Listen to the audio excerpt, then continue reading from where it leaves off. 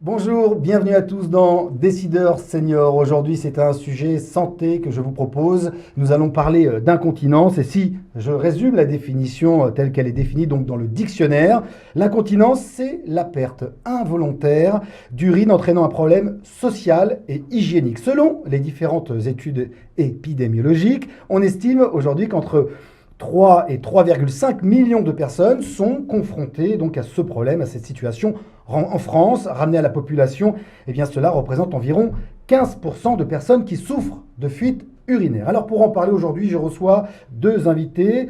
Florence Allouin, présidente de Génération Plume, qui développe un très beau produit dont on va parler et qui s'appelle Filigrane. Et puis un invité qu'on connaît bien dans Décideurs Seniors et qu'on a plaisir à inviter. Il s'agit de Jean-Marie Vettel, gériatre de renom. Alors on va démarrer par vous. Est-ce que, concernant l'incontinence, on est tous concernés? Tout le monde peut être incontinent un jour ou l'autre, à la suite d'une infection urinaire, à la suite d'une intervention pour la prostate. Donc ça pose un premier problème qui est que l'incontinence n'est pas forcément liée au vieillissement, mais qu'il y a des tas de causes qui peuvent rendre incontinent. Quelles sont les principales causes, les symptômes qui font qu'on est incontinent? Quand on est incontinent, ça veut dire que soit la vessie se contracte prématurément, et très souvent, c'est le syndrome de la clé dans la porte. Vous arrivez chez vous, vous ne trouvez pas votre clé, et vous avez une horrible envie de pipi. Si vous avez un sphincter qui tient bien le coup, vous vous retenez. Mais si votre sphincter est usé ou se contracte mal, vous aurez une fuite d'urine, c'est-à-dire une incontinence. Donc la première cause d'incontinence la plus fréquente, c'est l'infection urinaire. Et malheureusement, elle est souvent pas diagnostiquée, en particulier chez les gens âgés, parce que ça brûle pas. Ça brûle chez les jeunes, mais chez les gens âgés, très souvent, ça brûle pas. Donc vous voyez que c'est une maladie qui a de nombreuses causes et que, avant de mettre des protections, et de se limiter surtout à ça, il faut chercher la cause de l'incontinence et qu'il y en a énormément qui sont traitables, surtout quand l'incontinence est récente. Ah, ça se soigne facilement ou ça peut être long comme certaines maladies? Tout dépend de la cause de l'incontinence. Si vous avez une infection urinaire, il suffit de vous donner un désinfectant urinaire pendant quelques jours, ça va disparaître. Ou bien vous avez des médicaments pour dormir et vous êtes âgé et la baisse de l'efficience intellectuelle plus un petit hypnotique, pof, vous allez devenir incontinent. On arrête les hypnotiques et de nouveau, vous allez redevenir continent. Merci Jean-Marie. Je me tourne maintenant vers Florence Allouin, présidente de la société Génération Plume.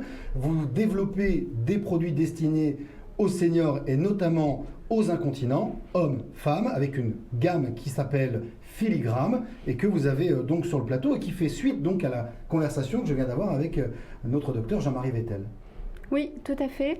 On a mis au point une culotte pour les femmes avec une partie à l'intérieur, une petite poche imperméable.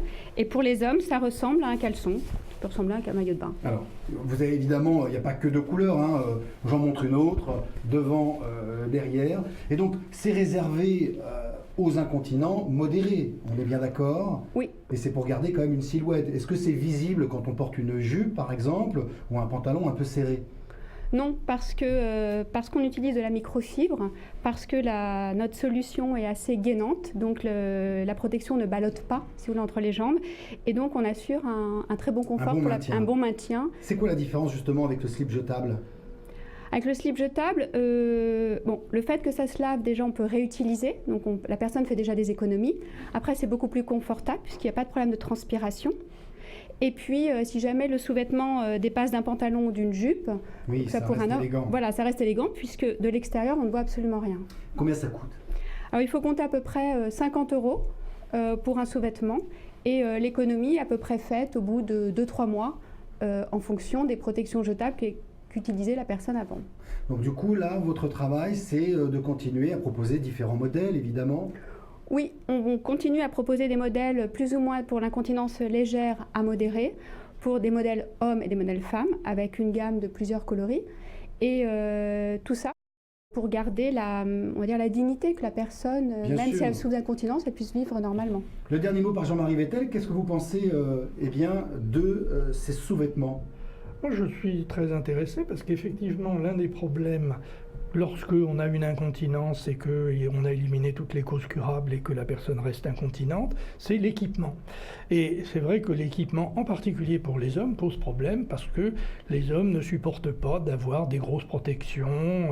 Ils disent que ça ressemble à une bambinette, ils ne peuvent pas mettre un pantalon, ils sont forcés d'être en jogging. Et là, il semble que pour les incontinences légères à modérées, c'est pas les grandes incontinences où on a 1,5 litre d'urine qui fuit, mais dans les incontinences légères à modérées, pouvoir enfiler un jean, pouvoir mettre une robe, et grâce à ça garder sa self-esteem, ou sa dignité, si tu préfères que je le dise en français, je pense que c'est tout à fait intéressant, et que ça peut permettre aux gens de continuer à sortir à l'extérieur, alors que le gros problème en cas d'incontinence, c'est que très souvent les gens n'osent plus aller à l'extérieur, n'osent plus aller faire des cours, en se disant je vais faire pipi dans mon pantalon.